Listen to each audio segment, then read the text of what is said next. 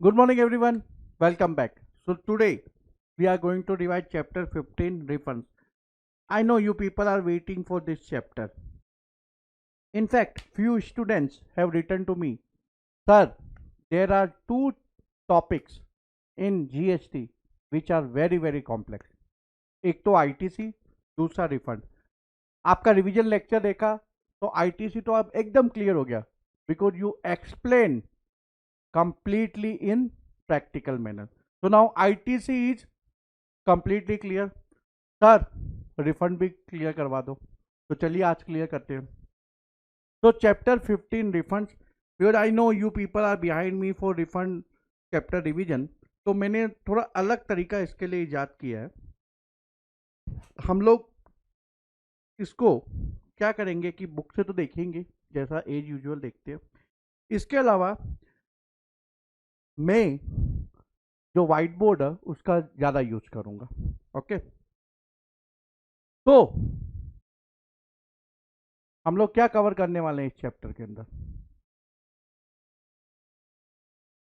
तो आपको ये ध्यान रखना है कि हम लोग इसके अंदर कौन कौन से सेक्शंस देखने वाले हैं. Sections of CGST act 2017, section 54 refund of tax, basically driving section of chapter 15. बाकी सेक्शन तो एकदम इजी है. Section 55 refund in certain cases, UN embassy. Section 56 interest on delayed refunds 6%, 9%. Section 57 consumer welfare fund. Section 58 utilisation of fund. तो ये sections हम cover करने वाले हैं. नॉर्मली जो स्टूडेंट है वो रूल्स में आके कंफ्यूज हो जाता है. ठीक है, तो रूल 89 हमेशा याद रखना, एप्लीकेशन से रिलेटेड. ठीक है, रूल 89 एप्लीकेशन से रिलेटेड. रूल 89 के अंदर ही हम लोग कैलकुलेट करते हैं. क्या कैलकुलेट करते हैं? Maximum refund amount. Correct. Rule 90 acknowledgement. Rule 91 grant of provisional refund. Provisional refund किसके लिए? जियो रेटेड सप्लाई के लिए, remember. Rule 92 order sanctioning refund. Rule 93 यहाँ ऑर्डर है रिफंड देने के लिए. अगर रिजेक्ट हुआ refund then credit of the amount. हमने चैप्टर 12 पेमेंट ऑफ टैक्स के अंदर देखा भी था. मैंने आपको बताया था कि डेबिट होगा, अगर रिजेक्ट होगा तो वापस क्या होगा? क्रेडिट हो जाएगा. ठीक है. 94 order sanctioning interest on delayed refund. Simple, अगर आपने सेक्शन 56 अच्छी तरह से कर लिया तो 94 ऑटोमेटिकली कवर हो जाएगा. 95 refund of tax in to certain persons. Rule 95A जो लास्ट ईयर नया अमेंडमेंट हुआ था, रिटेल आउटलेट को रिफंड जो डिपार्चर एरिया के अंदर है इंटरनेशनल एयरपोर्ट पर बियॉन्ड इमिग्रेशन काउंटर. काफ़ी सिंपल है ये. Rule 96 refund of IGST paid on goods और services exported out of India. आपको ये ध्यान रखना कि रूल 89 के अंदर हम लोग अनयूटिलाइज ITC का जो फार्मूला दिया हुआ है उसके हिसाब से कैलकुलेट करते हैं. ये जो रिफंड है ये IGST पेड ऑन गुड्स और services exported out of India, यानी जिन्होंने रिबेट स्कीम ऑप्ट की. Remember, refund scheme LUT bond. तो उसके लिए हम लोग 89 के अंदर कैलकुलेशन करेंगे. जिन्होंने पेमेंट ऑफ IGST ऑप्ट किया उसके लिए rule 96A export of goods और सर्विसेज अंडर बॉन्ड और LUT. 96B जो नया अमेंडमेंट है, recovery of refund of unutilised ITC और integrated tax paid on export of goods where export proceed not realised. तो 96A जिसके अंदर हम देखेंगे कि भाई सर्विसेज का पैसा जो स्पेसिफाइड पीरियड के अंदर नहीं आया तो आपको क्या करना पड़ेगा? पेमेंट करना पड़ेगा, payment of tax. 96A take care of services. तो कहीं ना कहीं ये मिसिंग था कि भाई एक्सपोर्ट गुड्स का हुआ और उसका पैसा रिलाइज नहीं हुआ तो क्या होगा?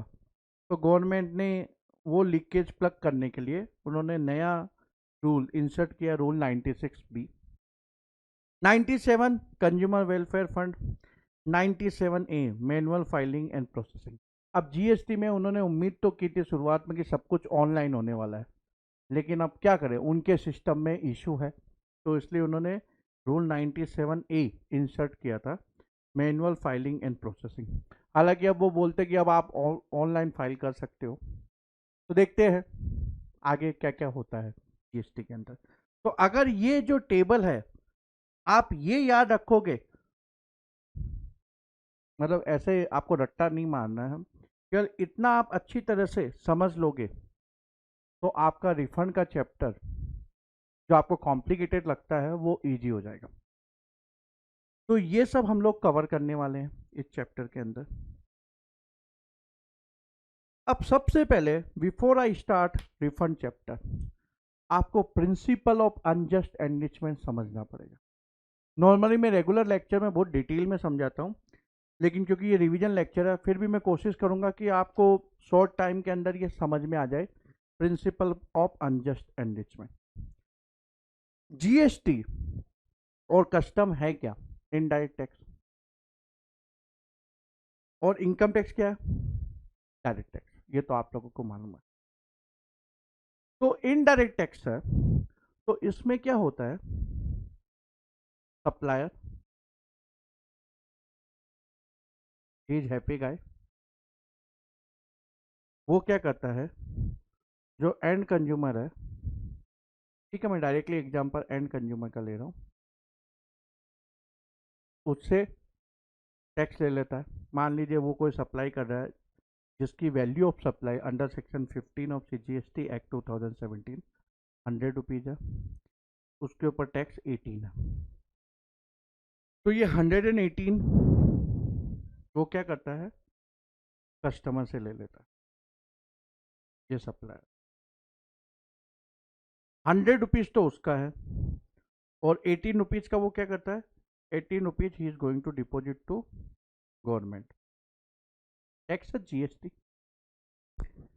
ठीक है, यहाँ आप देख लो सप्लायर भी खुश है, कस्टमर खुश है। सप्लायर इसलिए खुश है कि जो ₹18 वो डिपॉजिट कर रहा है गवर्नमेंट ट्रेजरी के अंदर, वो अपनी पॉकेट से पे नहीं कर रहा है, वो कस्टमर से लेता है और गवर्नमेंट को डिपॉजिट करता है। ठीक है, लेकिन अब इनकम टैक्स में क्या होता है, इनकम टैक्स के अंदर बंदा दुखी हो जाता है। क्यों दुखी हो जाता है? क्योंकि जो इनकम टैक्स उसको पे करना है गवर्नमेंट को, वो अपनी पॉकेट से डायरेक्ट पे करना है, इसलिए वो उसको पिंच करता है, अरे यार मेरे पॉकेट से पैसा जा रहा है। पिंच करेगा कि नहीं करेगा? जब आपको मालूम है मेरे पॉकेट से पैसा जा रहा है तो आपको दर्द होता है ना, तो इसलिए वो दुखी है। लेकिन यहां क्या होता है, सप्लायर जो ₹18 पे कर रहा है गवर्नमेंट को जीएसटी के लिए, वो कस्टमर से वसूल करता है और गवर्नमेंट के अकाउंट में डिपॉजिट करता है, वो अपनी पॉकेट से पे नहीं कर रहा है। तो अगर मैन्युफैक्चरर है तो वो होलसेलर होता है, उसको मान लो सप्लाई कर रहा है तो उससे वसूल करता है और गवर्नमेंट में डिपॉजिट कर देता है। होलसेलर रिटेलर से वसूल करता है और गवर्नमेंट ट्रेजरी में डिपॉजिट कर देता है। रिटेलर एंड कस्टमर से वसूल करता है और गवर्नमेंट ट्रेजरी में डिपॉजिट कर देता है। तो कोई भी अपनी पॉकेट से जमा नहीं करवा रहा है। तो क्योंकि कस्टमर को इनडायरेक्टली इंपैक्ट कर रहा है, इसलिए अपन इसको इनडायरेक्ट टैक्स बोलते हैं। ठीक है, अब प्रिंसिपल ऑफ अनजस्ट एनरिचमेंट क्या है?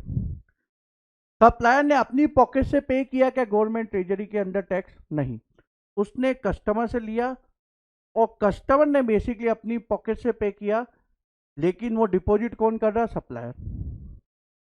अब मान लीजिए ये सप्लायर रिफंड की एप्लीकेशन देता है, ये सप्लायर रिफंड की एप्लीकेशन देता है किसको? गवर्नमेंट को, कि सर जो मैंने ₹18 आपको पे किया था वो मेरे को रिफंड कर दो, वो मेरे को रिफंड कर दो। तो क्या होगा, मान लीजिए गवर्नमेंट ने रिफंड प्रोसेस कर दिया, 18 जो भी उसने डिपॉजिट किया वो सप्लायर को वापस मिल गया। आपको ऐसा लगता है कि सप्लायर वो कस्टमर को वापस देगा? अल्टीमेटली किसने अपने पॉकेट से पे किया? कस्टमर ने। लेकिन सप्लायर क्या करेगा? In most of the scenario is going to pocket the money. So basically, such supplier is going to become rich on someone age money, क्योंकि वो उसके पॉकेट से नहीं गया, उसने कस्टमर से लिया, गवर्नमेंट को डिपॉजिट किया, अब जब रिफंड प्रोसेस होगा तो उसकी पॉकेट में जाएगा. तो basically he is becoming rich by 18 rupees, which actually he has not paid from his pocket, he has collected from the customer and deposited in the government treasury. इसलिए जब भी indirect tax के अंदर refund का claim आता है, except few scenarios जहां principle of unjust enrichment applicable नहीं होगा, otherwise principal of unjust enrichment is applicable. तो प्रॉपर ऑफिसर देखेगा कि यस, इसने टैक्स अपने पॉकेट से पे किया, इसने इंसिडेंस ऑफ टैक्स नहीं पास किया, तभी वो उसको रिफंड देगा. इसलिए हमने प्रीवियस चैप्टर्स में ये देखा भी था, इंसिडेंस ऑफ टैक्स पास किया क्या, अगर कर दिया तो भूल जाओ, कस्टमर से वसूली कर ली तो आप रिफंड नहीं ले सकते. अगर आपने अपनी पॉकेट से पे किया तभी तो रिफंड मिलेगा ना आपको. ठीक है.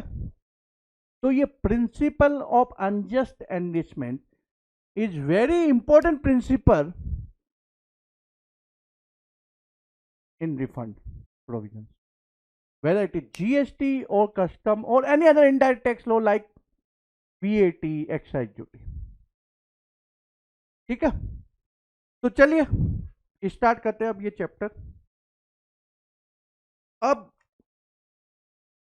जीएसटी के अंदर रिफंड कौन कौन से सर्कमटेंसेस में हो सकता है, चलिए पहले वो समझते हैं. मैं बुक से रेफर नहीं कर रहा हूं, क्योंकि आप लोगों को मैं चाहता हूं कि आप लोग ज़्यादा रिटेन करो, इसलिए मैं एक एक करके लिख रहा हूं.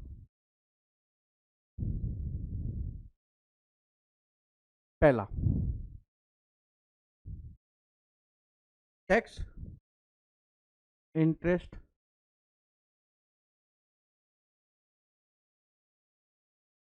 Paid access.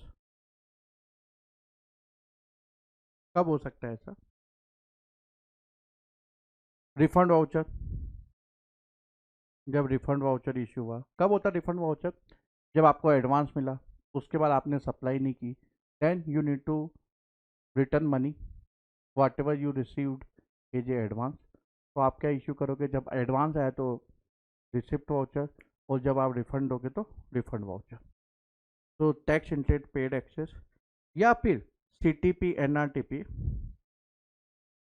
वो क्या करते हैं? एडवांस में टैक्स डिपॉजिट करते हैं ना. टेम्प्रेरी आइडेंटिफिकेशन नंबर उनको मिलता है, वो एडवांस में टैक्स डिपॉजिट करते हैं. जो भी उनका एस्टिमेशन होता है टैक्स लायबिलिटी के लिए, वो उतना रुपया जमा करा देते हैं.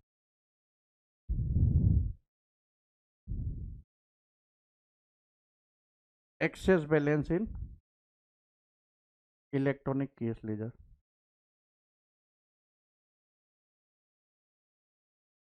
ठीक है. उसका आप रिफंड क्लेम कर सकते हो. एनी अदर अमाउंट पेड, जैसे कि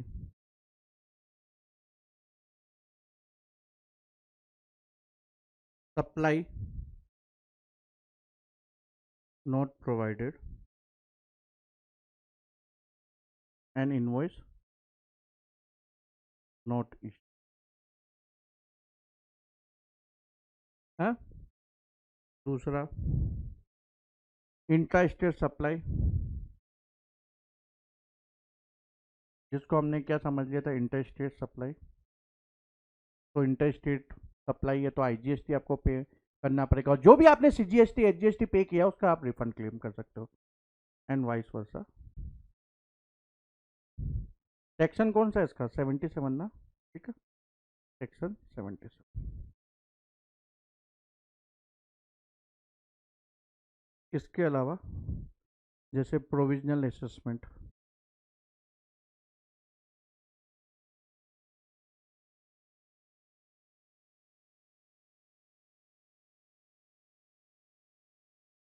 असेसमेंट की वजह से अपील या एनी अदर ऑर्डर. तो इसके अंदर रिफंड बनता है। अब पेमेंट ऑफ टैक्स किया आपने, जो ऑप्ट किया फॉर जीरो रेटेड सप्लाई, तो rebate scheme basically payment of tax on zero rated supply.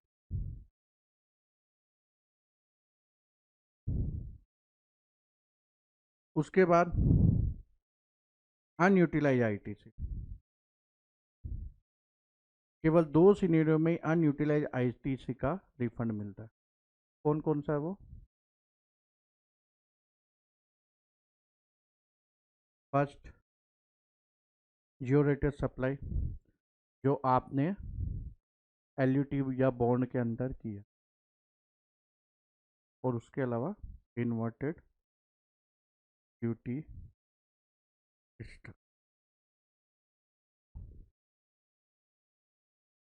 Tax paid on deemed export. अब इसके अंदर दोनों ही क्लेम कर सकते हैं, हमने पिछले चैप्टर के अंदर देखा था। रेसिपिएंट भी क्लेम कर सकता है, और अगर रेसिपिएंट अंडरटेकिंग दे तो सप्लायर क्लेम कर सकता है। अंडरटेकिंग में उसको क्या देना है कि बेसिकली कि सप्लायर क्लेम कर सकता है और उसने इनपुट टैक्स क्रेडिट नहीं लिया। तो बेसिकली ये सिनेरियो है जहां पर्सन क्लेम कर सकता है रिफंड का।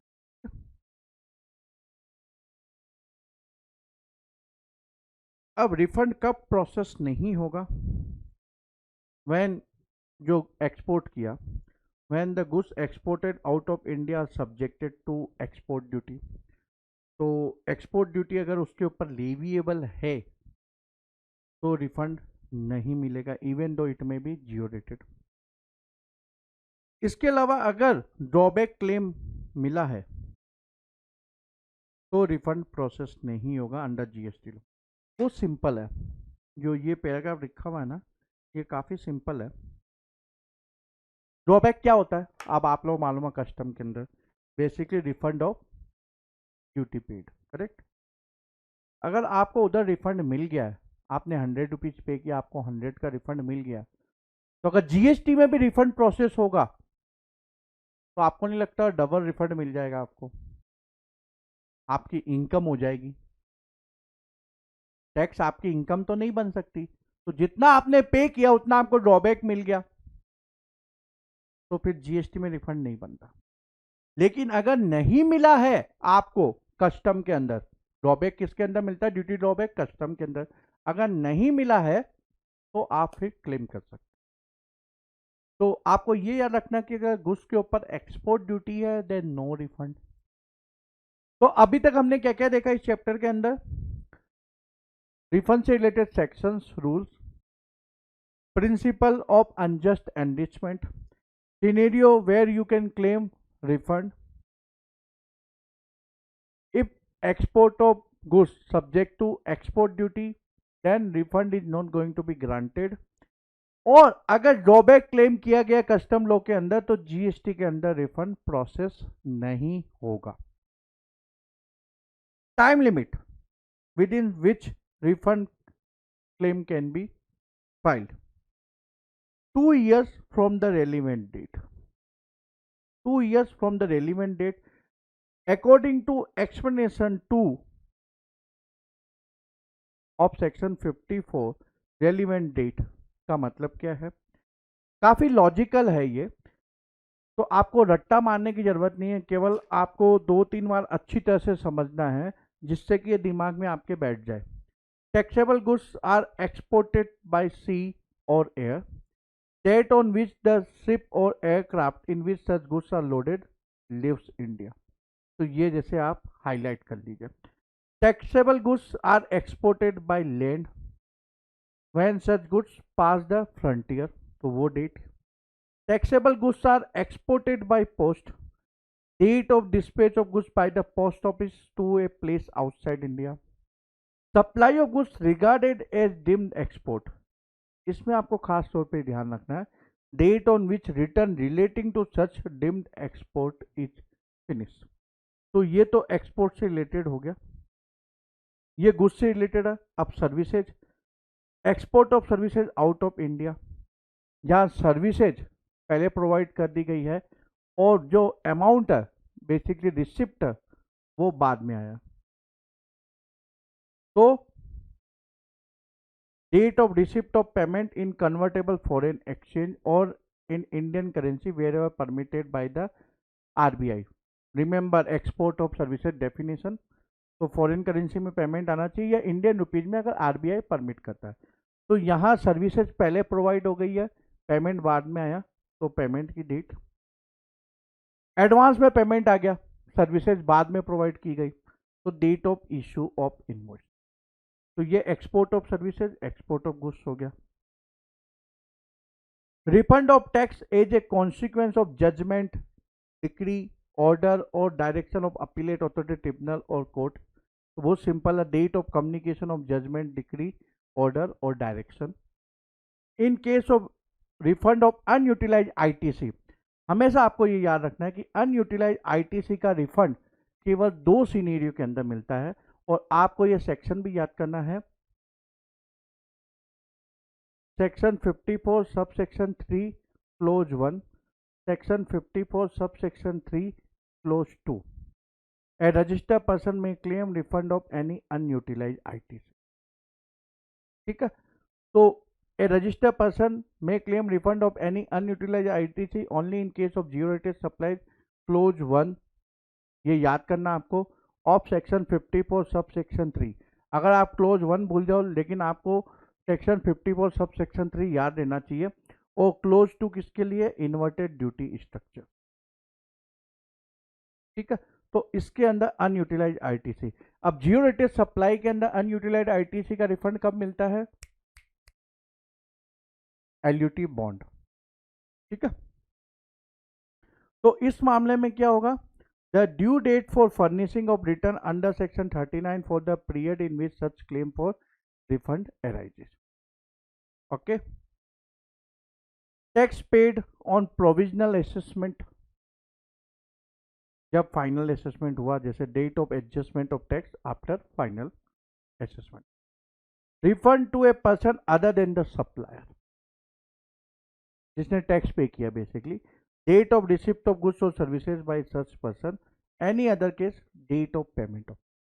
तो ये रेलिवेंट डेट है आपको 2 इयर्स काउंट करने के लिए। ठीक है, अनयूटिलाइज आईटीसी के मामले में आप, जैसा मैंने आपको अभी पहले बोला था, सेक्शन आपको याद रखना, section 54 sub section 3 close 1 zero rated and close 2 inverted duty structure. अगर पूरे मार्क्स लाने हैं तो काफी सिंपल है, याद रखना। अब सबसे पहले आप क्या करोगे, एप्लीकेशन दोगे रिफंड के लिए। ठीक है, रिफंड के लिए एप्लीकेशन दोगे नहीं दोगे, प्रोसेसिंग तो बाद में होगी। तो चलिए एप्लीकेशन दे देते हैं अंडर रूल 89। मैंने आपको बोला था रूल 89 आपको याद रखना है। ठीक है, तो किस में एप्लीकेशन दोगे, RFD 01 के अंदर, except the person covered by notification issued under section 55, जो हम लोग बाद में देखने वाले।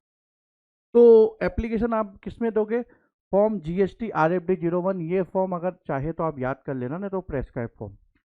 अब इलेक्ट्रॉनिक केस लेजर से भी आप रिफंड क्लेम कर सकते हो। तो प्रोविजन में तो ये लिखा है कि भाई जब आप रिटर्न फर्निश करोगे GSTR 3, 4, 7, तो उसके अंदर आप रिफंड क्लेम कर सकते हो, जो इलेक्ट्रॉनिक केस लेजर में जो बैलेंस है उसके अंदर, जिसके अंदर मतलब जो इलेक्ट्रॉनिक केस लेजर में जो बैलेंस है उससे आपको रिफंड चाहिए, तो आपको इसके साथ में क्लेम करना है। अब GSTR 3 तो आपको मालूम है लाइव नहीं है, तो हमने क्या देखा था चैप्टर 13 के अंदर, GSTR 3 की जगह हम क्या फाइल करते हैं, समरी रिटर्न GSTR 3B। तो अगर इलेक्ट्रॉनिक केस लेजर से रिफंड चाहिए तो GSTR 3B आपने फाइल कर दिया है, एंड GSTR 1 जो आउटवर्ड सप्लाई का स्टेटमेंट है वो भी फाइल हो गया है। तो आपको एप्लीकेशन देनी है फिर फॉर्म GST RFD 01, जो ये है इसके आगे A लगा देना, तो उसके अंदर एप्लीकेशन देनी है, क्योंकि GSTR 3 तो लाइव नहीं है। तो GSTR 3 भी रिटर्न फाइल कर दिया, GSTR 1 भी आपने फाइल कर दिया है, आउटवर्ड स्टेटमेंट आउटवर्ड सप्लाई का, तभी आप इलेक्ट्रॉनिक केस लेजर से जो बैलेंस है जिसके अंदर आपका, वो आप क्लेम कर सकते हो। इसके अलावा आपको एक बात और याद रखनी है कि GSTR 1, मैंने क्या बोला था चैप्टर 13 के अंदर, जिसका टर्नओवर 1.5 करोड़ है उसको क्वार्टरली फाइल करना। GSTR 1, 3B तो सबके लिए मंथली है, और जिसका उससे ज्यादा है उसको तो मंथली फाइल करना। इसका मतलब जो क्वार्टरली फाइल करता है उसको रिफंड वो क्वार्टरली बेसिस पे ही क्लेम कर पाएगा, क्योंकि GSTR 3 भी तो फाइल कर दिया, लेकिन कंडीशन ये भी है कि उसको GSTR 1 फाइल करना है जो वो क्वार्टरली बेसिस पे करेगा। तो क्वार्टरली बेसिस पे ही बेसिकली वो रिफंड क्लेम कर सकता है इन इलेक्ट्रॉनिक केस लेजर। ठीक है, तो ऐसा आपको इंटरलिंकिंग आनी चाहिए। CTP NRTP they furnish all the returns, जो भी उनका रजिस्ट्रेशन पीरियड था उसके लिए, और जो लास्ट रिटर्न वो फाइल करेंगे उसके अंदर वो क्लेम कर सकते हैं CTP NRTP। ठीक है। In respect of supplies regarded A deemed export, हमने पिछले चैप्टर में क्या देखा था कि भाई रेसिपिएंट क्लेम कर सकता है, और इस चैप्टर में मैंने आपको बोला कि रेसिपिएंट क्लेम कर सकता है, या रेसिपिएंट अंडरटेकिंग दे तो सप्लायर भी क्लेम कर सकता है। उसको अंडरटेकिंग देनी है कि भैया सप्लायर क्लेम कर सकता है और उसने ITC का बेनिफिट, मतलब ITC बेसिकली अवेल नहीं किया है। In respect of supplies to SCZ unit developer, the application shall be filed by the supplier of goods. Endorsement होना चाहिए उसका specified officer of the zone का, कि भाई जो भी goods that have been admitted in full for authorise operation as a supplier of services भी specified officer of SCZ। ठीक है, तो ये अपना हो गया रूल 89। अब ये जो इलेक्ट्रॉनिक केस लेजर का जो मैंने रिफंड डिस्कस किया था उसमें आपको एक बात ध्यान रखना है, सेक्शन 49 सब सेक्शन 10 जो न्यू अमेंडमेंट हुआ है, मैंने आपको क्या बोला था, आप ट्रांसफर कर सकते हो from one head to another head using PMT 09। आपको फॉर्म नंबर याद नहीं रहता, कोई बात नहीं, आप प्रेस्क्राइब फॉर्म एग्जाम में यूज कर सकते हो। तो PMT 09 यूज करके आप एक हेड से दूसरे हेड में ट्रांसफर कर सकते हो। लेकिन ये जो बात है जो अभी हमने इसमें पढ़ी, ये बेसिकली रिफंड की बात है, यानी आप विड्रॉ कर रहे हो इलेक्ट्रॉनिक केस लेजर से अपने बैंक अकाउंट के अंदर। ठीक है, अगर आपकी लाइबिलिटी तो आप ट्रांसफर करिए, वैसे पे आउट कर दीजिए। ठीक है, तो आपको रिफंड एप्लीकेशन देनी है। अब रिफंड एप्लीकेशन में बिना पेपर वर्क आपका थोड़ा ना रिफंड प्रोसेस होने वाला है, तो आपको डॉक्यूमेंट्री एविडेंस देना है। रिफंड की एप्लीकेशन के साथ में डॉक्यूमेंट्री एविडेंस दोगे ना, क्या एविडेंस दोगे कि भाई आपका रिफंड ड्यू है? बहुत सिंपल है, प्री डिपॉजिट जो हम लोग अपील के समय करते हैं, अपील का ऑर्डर आपके फेवर में आ गया, तो डॉक्यूमेंट्री एविडेंस क्या होगा भाई? Order, reference number of the order and a copy of the order pass, जो भी अथॉरिटी ने ऑर्डर पास किया वो। Refund on account of export of goods, तो एक्सपोर्ट ऑफ गुड्स के मामले में क्या करोगे? Statement containing the number and date of shipping bills और bills of export and the number and date of relevant export invoices. Export of services के मामले में इनवॉइसेज की डिटेल तो होगी, उसके साथ में BRC या फॉरेन इनवर्ड रेमिटेंस सर्टिफिकेट होना चाहिए। अब नॉर्मली कई बार मेरे को क्वेश्चन आता है सर BRC FIRC में फंडामेंटल गैप क्या? Foreign inward remittance certificate. अब ये FIRC basically foreign inward remittance certificate, जो भी आपका इनवर्ड रेमिटेंस होता है, चाहे हो सकता है जैसे फॉरेन कंपनी है इंडिया के अंदर, उसको कैपिटल के रूप में आया, मल्टीनेशनल कंपनी है, इक्विटी कैपिटल के रूप में आया, लोन के रूप में आया, तो जो भी इनवर्ड रेमिटेंस होता है उसके लिए बैंक FIRC इश्यू करता है। अब काफ़ी बार क्या होता है कि एक्सपोर्ट बेनिफिट के लिए BRC की जरूरत पड़ती है। जैसे सर्विसेज के अंदर हमने देखा कि भाई एक कंडीशन ये है कि भाई पैसा आ गया हो आपका, तो एक तो FIRC तरीका या फिर बैंक रियलाइजेशन सर्टिफिकेट, जिसमें बैंक बोलता है कि भाई जो एक्सपोर्ट प्रोसीड है वो मेरे को मिल गई। ठीक है, इसने जो एक्सपोर्ट किया उसके बदले में मिल गया, तो BRC भी आप कह सकते हो उसको। ठीक है, तो BRC refund on account of supply of goods to SCZ unit और SCZ developer, statement contain the number and date of invoices और स्पेसिफाइड ऑफिसर का एंडोर्समेंट भी होना चाहिए। Refund on account of supply of services to SCZ unit और SCZ developer, यहाँ भी statement containing the number and date of invoices endorse by specified officer of SCZ, वो specify करेगा भाई ऑथोराइज ऑपरेशन के लिए है। लेकिन जो जियो रेटेड सप्लाई है रिलेटेड टू SCZ, उसके अंदर एक डिक्लेरेशन भी देना पड़ेगा साथ में, इसके साथ में भी, इसके साथ में भी एक डिक्लेरेशन और देना पड़ेगा। वो डिक्लेरेशन क्या है? बेसिकली बहुत ही सिंपल डिक्लेरेशन है, that tax has not been collected from the SCZ unit or the SCZ developer। तो एक डिक्लेरेशन देना है पर्सन को रिफंड क्लेम करते समय स्टेटमेंट के साथ में कि भाई उसने टैक्स कलेक्ट नहीं किया है SCZ या SCZ यूनिट या SCZ डेवलपर से। अगर उसने कलेक्ट किया है तो प्रिंसिपल ऑफ अनजस्ट एनरिचमेंट। ये याद रखना आपको, एक्सपोर्ट के मामले में नहीं है। ये जो डिक्लेरेशन है, अगर जियो रेटेड सप्लाई दो तरह की होती है, एक्सपोर्ट एंड SCZ सप्लाई, ठीक है। तो SCZ के मामले में आपको याद रखना एक डिक्लेरेशन भी देना है कि भाई टैक्स कलेक्ट नहीं किया। Refund on account of deemed export statement containing number and date of invoices along with such other evidences age may be notified। Refund on account of unutilized ITC due to inverted duty structure statement containing number and date of the invoices received and issued, यानी incoming outgoing. तभी तो आपको मालूम चलेगा कितना tax payable है, कितना inward remittance पे ITC था, इनवर्ड सप्लाई पे ITC था। Refund on account of finalisation of provisional assessment, reference number of the final assessment order and a copy of the said order. Under section 77 refund, यानी कि आपने inter state को inter state treat कर दिया है, ठीक है, vice versa. A statement showing the details of transaction considered as inter state supply but which is subsequently held to be inter state supply. Refund on account of excess payment of tax, statement showing the details of the amount claim, ठीक है। तो ये तो आपको documentary evidence देना है। इसके साथ में इनडायरेक्ट टैक्स में जो मैंने आपको चैप्टर की शुरुआत में बताया था, प्रिंसिपल ऑफ अनजस्ट एनरिचमेंट, यानी बेसिकली आप रिफंड क्लेम कर रहे हो, टैक्स का पैसा आपने अपने पॉकेट से पे किया। तो ये इसके लिए क्या करना है? Self declaration. Self declaration, if refund amount does not exceed 2 lakh rupees, तो सेल्फ डिक्लेरेशन देना है कि भैया जो मैं रिफंड क्लेम कर रहा हूं उसका बेसिकली पैसा मैंने अपनी जेब से पे किया, ओके। और अगर इससे ज़्यादा हो तो फिर CA या CMA का सर्टिफिकेट देना पड़ेगा, ठीक है। CA या CMA का सर्टिफिकेट देना पड़ेगा। तो सबसे पहले हमने क्या देखा? Relevant date. रेलिवेंट डेट के बाद आप एप्लीकेशन दे रहे हो, किस में दे रहे हो? RFD 01 के अंदर, ठीक है। और अगर इलेक्ट्रॉनिक कैश लेजर से अगर आप रिफंड क्लेम कर रहे हो तो RFD 01A, लेकिन इंश्योर करना GSTR 3B और GSTR 1 दोनों फाइल हो गया। अब आपको डॉक्यूमेंट्री एविडेंसेस देने हैं। डॉक्यूमेंट्री एविडेंसेस के अंदर तो एक तो वो इनवॉइसेज ये सब की डिटेल, दूसरा सेल्फ डिक्लेरेशन या फिर CA या CMA का सर्टिफिकेट अगर 2 लाख से ज़्यादा का क्लेम है तो, ठीक है।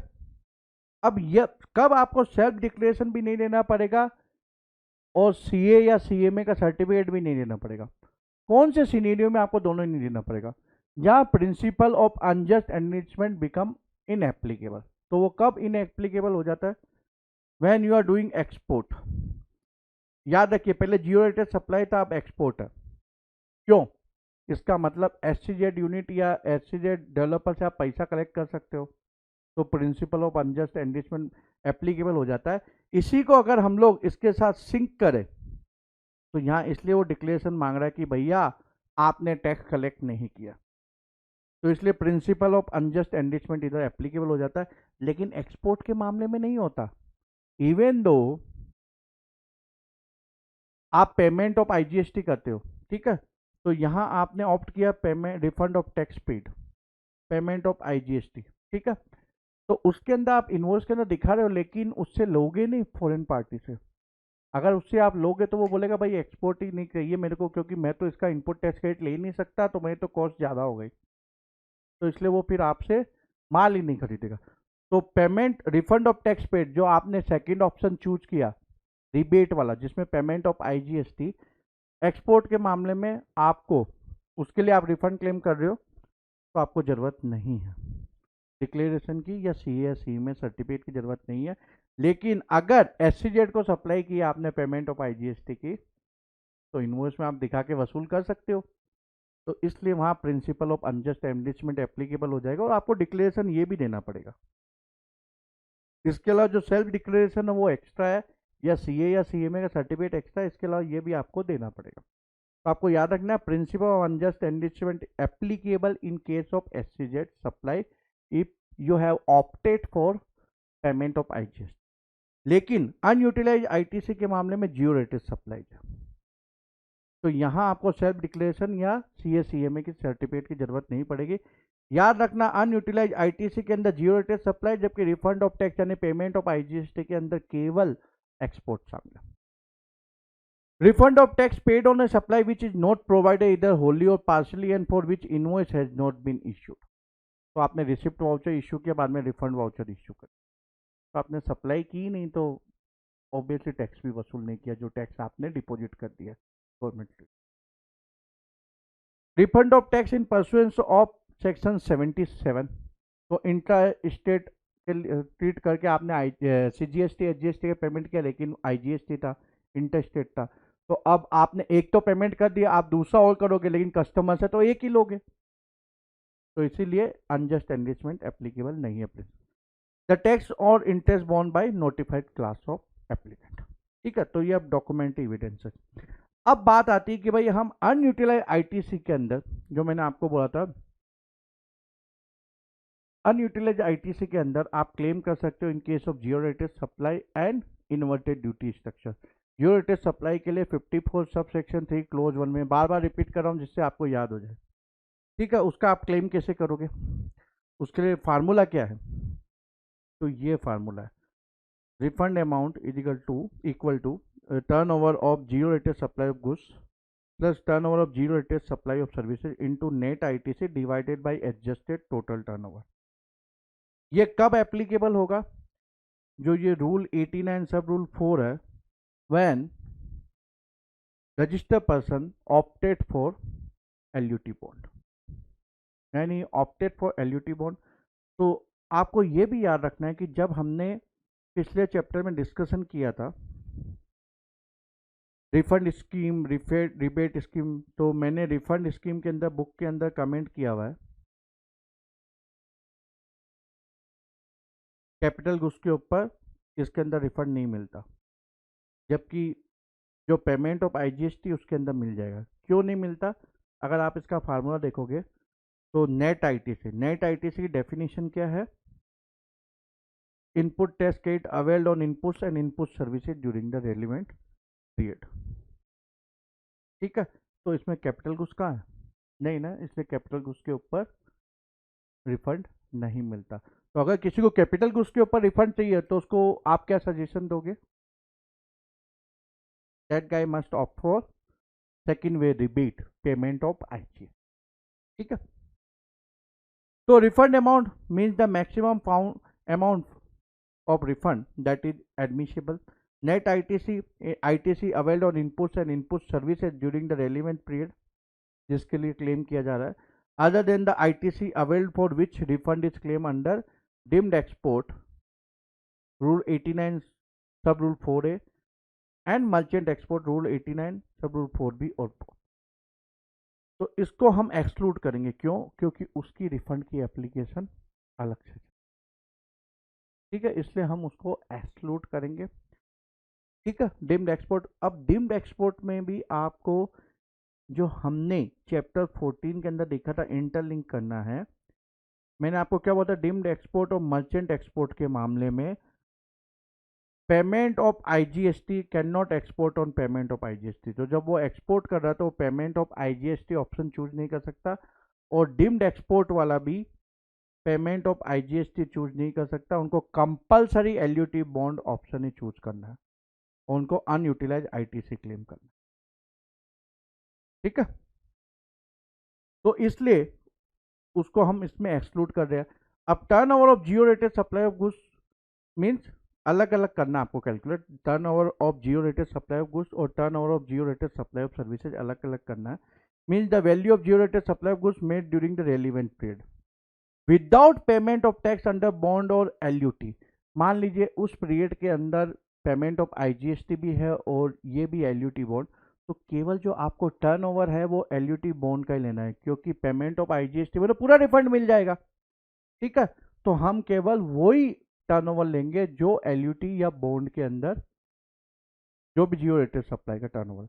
लेकिन इसके अंदर एक अमेंडमेंट है, गवर्नमेंट को किसी भी तरीके से रिफंड कम से कम देना है, तो इसलिए उन्होंने ये अमेंडमेंट करके लिखा है, all the value which is 1.5 times the value of like goods domestically supplied by the same or similarly placed supplier is declared by the supplier, whichever is less other than the turnover of supplies in which is refund is claimed under deemed export or merchant export। तो जैसे हमने net ITC से निकाला, वैसे turnover of zero rated supply of goods में भी merchant export और deemed export से रिलेटेड जो टर्नओवर होगा वो निकाल देंगे। मतलब उससे रिलेटेड जो भी होगा डीम्ड एक्सपोर्ट मर्चेंट एक्सपोर्ट से रिलेटेड, वो सब जगह से निकाल देंगे। क्यों?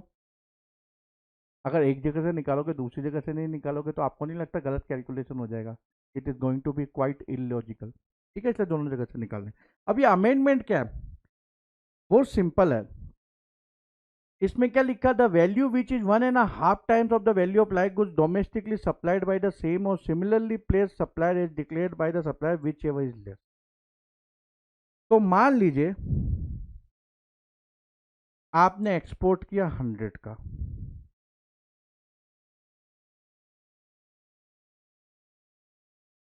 और आपने डोमेस्टिक सप्लाई की 50 रुपीज की। ठीक है, एक्सपोर्टर ही डोमेस्टिक सप्लाई भी कर रहा है। तो ये क्या बोल रहा है, तो जो एक्चुअल में आपने सप्लाई के अंदर एलयूटी बॉन्ड, मान लीजिए एलयूटी बॉन्ड के अंदर आपने सप्लाई की 100 रुपीज की, और जो डोमेस्टिक सप्लाई की वो 50 रुपीज की।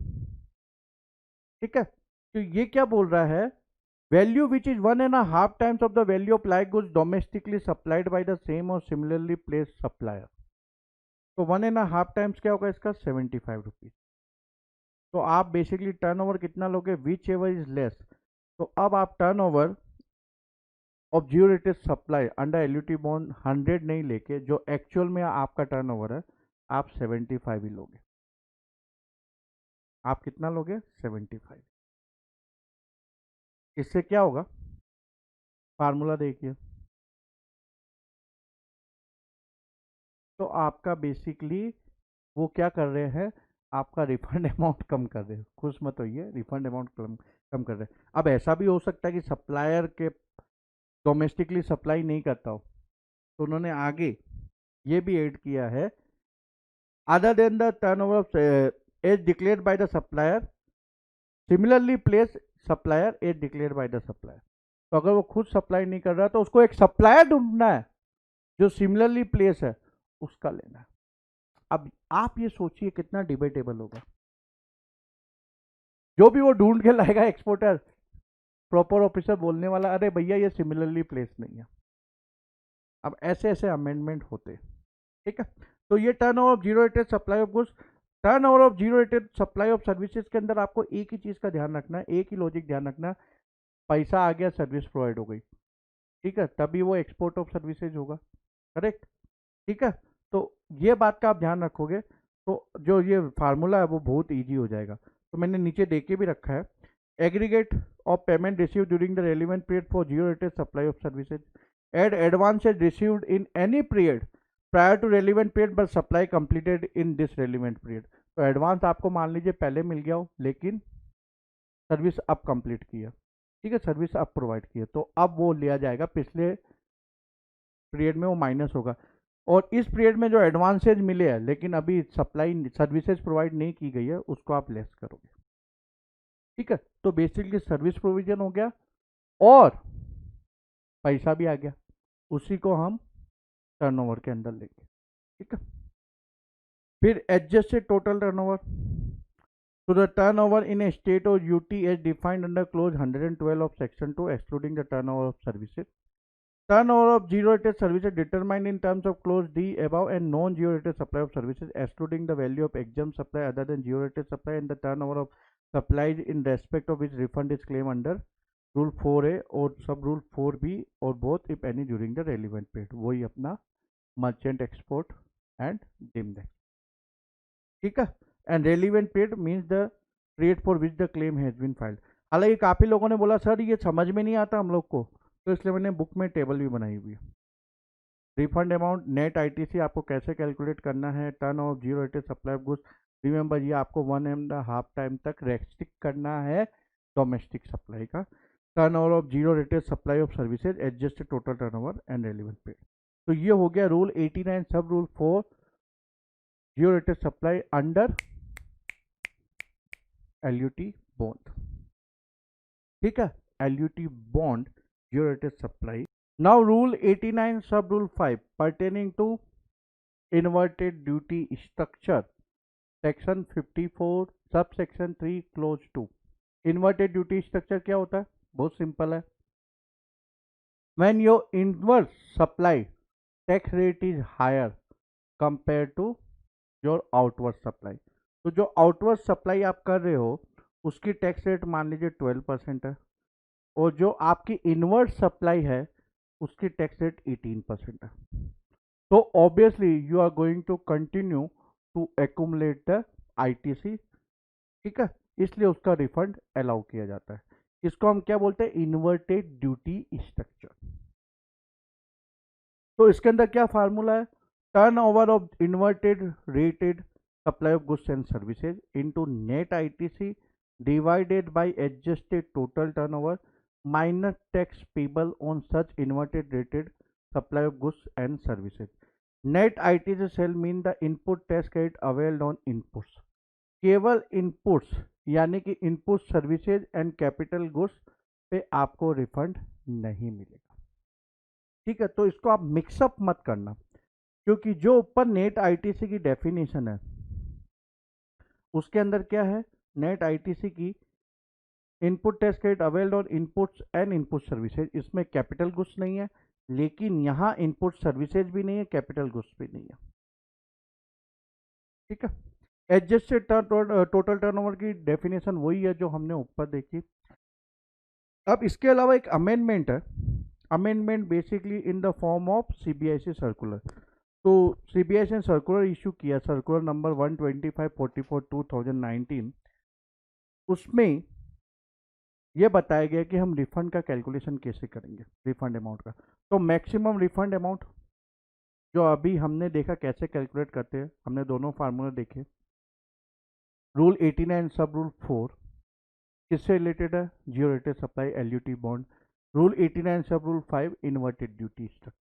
तो दोनों फार्मूला अप्लाई करने के बाद हमको एक अमाउंट आएगा। ठीक है, तो वो amount the balance in the electronic credit ledger of the applicant जो रिफंड के लिए अप्लाई कर रहा है at the end of the tax period for which the refund claim is being filed after the return in form GSTR 3B for the set period has been filed. तो GSTR 3B file करने के बाद जो balance होगा उसका electronic credit laser में वो, और जब वो रिफंड एप्लीकेशन फाइल कर रहा है उस दिन जो बैलेंस होगा इलेक्ट्रॉनिक क्रेडिट लेजर के अंदर वो। तो ये तीनों के अंदर जो सबसे कम होगा, जो अमाउंट हमने कैलकुलेट किया, ठीक है, 89 सब रूल 4 या 5 के हिसाब से, अगर इन्वर्टेड ड्यूटी स्ट्रक्चर का तो सब रूल 5, अदरवाइज सब रूल 4। इलेक्ट्रॉनिक क्रेडिट लेजर में जो बैलेंस होगा आफ्टर फाइलिंग जीएसटीआर 3B या जब वो रिफंड एप्लीकेशन फाइल करता है उस समय जो इलेक्ट्रॉनिक क्रेडिट लेजर में जो बैलेंस है, तो वो बैलेंस मतलब बेसिकली अनयूटिलाइज ही रह गया ना। तो इन तीनों में से जो कम होगा वो रिफंड गवर्नमेंट देगी। ठीक है, वो रिफंड देगी। अब रिफंड देगी तो ऑब्वियसली वो अमाउंट डेबिट होना चाहिए इलेक्ट्रॉनिक क्रेडिट लेजर में। तो कितना डेबिट करेगी? आईजीएसटी में कितना करेगी? सीजीएसटी, एचजीएसटी या यूटीजीएसटी जीएसटी में कैसे करेगी? जो हमने कैलकुलेशन किया उसके अंदर हम क्या करते हैं? कंसोलिडेटेड अमाउंट लेते हो आईटीसी, यानी सीजीएसटी, एचजीएसटी, यूटीजीएसटी, आईजीएसटी सब ऐड करते हैं। तो अब हमने टोटल के बेसिस पे रिफंड अमाउंट तो देख लिया, अब वो देंगे कैसे? आईजीएसटी के रूप में या सीजीएसटी, एचजीएसटी या यूटीजीएसटी के रूप में। तो जो भी आईजीएसटी अवेलेबल होगा वो आईजीएसटी के अंदर दे देंगे। ठीक है, तो आईजीएसटी में उतना डेबिट हो जाएगा। ठीक है, कितना हो जाएगा? उतना डेबिट आईजीएसटी में हो जाएगा, और बाकी का सेंट्रल टैक्स या स्टेट टैक्स यूटी में इक्वल हो जाएगा। तो मान लीजिए 100 रुपीज़ का रिफंड अमाउंट है। ठीक है, 100 रुपीज़ का रिफंड अमाउंट है। आईजीएसटी में बैलेंस 50 रुपीज़ है, तो 50 आईजीएसटी में डेबिट हो जाएगा और उसको पेमेंट कर देंगे। सीजीएसटी एचजीएसटी में क्या होगा 25 बाकी का इक्वल। लेकिन मान लीजिए शॉर्टफॉल है, मतलब सीजीएसटी में मान लीजिए केवल 10 रुपीज़ ही है, अब माइनस में तो लेके जाओगे नहीं, तो आप क्या करोगे 10 रुपीज़ सीजीएसटी में दोगे, बाकी का 40 रुपीज़ एचजीएसटी यूटी। समझ गए। 100 रुपीज़ का रिफंड के लिए हम ऐसे ऐसे डेबिट करेंगे। जो भी आईजीएसटी में बैलेंस है इलेक्ट्रॉनिक क्रेडिट लेजर का वो पूरा डेबिट कर देंगे, और बाकी जो भी बचता रिफंड का अमाउंट 50-50 इन सीजीएसटी एचजीएसटी और यूटीजीएसटी। अगर किसी में बैलेंस का शॉर्टफॉल है तो वो फिर ऑटोमेटिकली दूसरे हेड में चला जाए। ठीक है, तो ये सर्कुलर से सीबीआईसी ने क्लेरिफाई किया। इसके अलावा पहले के भी पुराने सर्कुलर हैं। अब प्रॉपर ऑफिसर तो काफ़ी स्मार्ट होते हैं, तो वो बोलते हैं कि भाई इन्वर्टेड ड्यूटी स्ट्रक्चर है, उसका मतलब क्या हुआ कि भाई जो आपका इनवर्ट सप्लाई उस पर टैक्स रेट ज़्यादा है और जो आउटवर्ड सप्लाई है उस पर टैक्स रेट कम है। अब ऐसा हो सकता है कि जो आप एक आउटपुट प्रोडक्ट जो बना रहे हो उसके लिए 3 अलग अलग मान लीजिए रॉ मटेरियल ले रहे हो, तो उसकी टैक्स रेट ये है 12%, और जो उसके लिए इनपुट यूज किया आपने रॉ मटेरियल, मान लीजिए एग्जांपल के तौर पे, तो एक पे टैक्स रेट ये है, एक पे टैक्स रेट ये है और एक पे ये है। तो वो क्या करते थे कि भाई उन्होंने क्या करना स्टार्ट कर दिया कि भाई हम केवल इसका रिफंड प्रोसेस करेंगे, क्योंकि केवल ये जो आपके इनवर्ट सप्लाई उसका टैक्स रेट ज़्यादा, बाकी तो या तो इक्वल है या कम है। तो ऐसा कहीं प्रोविजन में लिखा हुआ है क्या? नहीं लिखा हुआ। तो सीबीआईसी ने क्लेरिफाई किया कि नहीं भाई, आपको तीनों का ही लेना है और रिफंड प्रोसेस करना है। आप ये नहीं बोल सकते कि इनपुट ए इनपुट बी नहीं लेंगे, क्योंकि उसकी जो टैक्स रेट है या तो इक्वल है या कम है। ठीक है। इसके बाद क्वेश्चन आया उनके सामने कि भाई जो रिफंड है आईटीसी का, उसमें इनवॉइस डेट के हिसाब से लेना है कि जो बंदे ने क्लेम किया है उस हिसाब से। तो मान लीजिए किसी का टैक्स इनवॉइस डेट है अगस्त 2017, लेकिन उसने क्लेम किया उसके रिटर्न के अंदर सितंबर 2017 में, तो जब हम रिफंड अमाउंट कैलकुलेट करेंगे तो सितंबर 2017 का जब कैलकुलेट करेंगे तो वो इनवॉइस का जो आईटीसी है उसके अंदर आएगा। ये सीबीआईसी ने क्लेरिफाई किया कि भाई टैक्स इनवॉइस की डेट इररेलेवेंट है, जब पर्सन ने क्लेम किया है वो डेट आपको लेनी है उस महीने का, जब भी वो रिफंड क्लेम करेगा तब 60 डेज में प्रोसेस करना है, ये तो आप लोग मालूम है। अगर नहीं प्रोसेस करेंगे तो 6% पर एनम इंटरेस्ट एप्लीकेबल होगा ऑन रिफंड अमाउंट।